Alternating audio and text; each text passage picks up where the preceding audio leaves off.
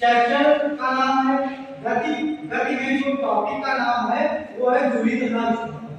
तो दूरी क्या होती है?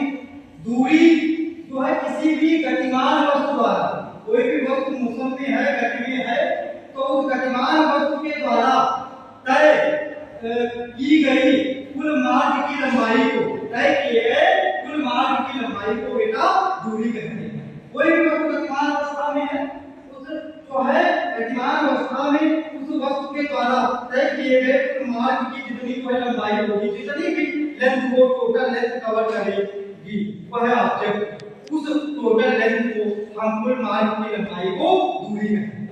दूरी में जो है डायरेक्शन की जो है जरूरत नहीं होती है, दिशा की आवश्यकता नहीं होती है। दूरी में केवल परिमाण की आवश्यकता होती है, दिशा की आवश्यकता नहीं होती है। इसलिए दूरी को हम लोग पहले जो है वो अधिक राशि मानते हैं। विस्थापन क्या होता है? विस्थापन क्या होता है? विस्थापन में जो है डायरेक्शन की जरूरत होती है, दिशा की जरूरत होती है।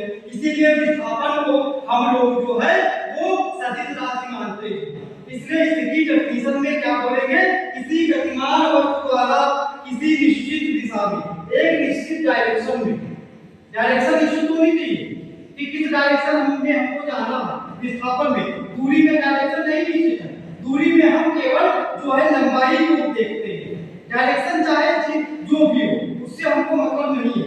दूरी में केवल और केवल हम किस चीज को देखते हैं?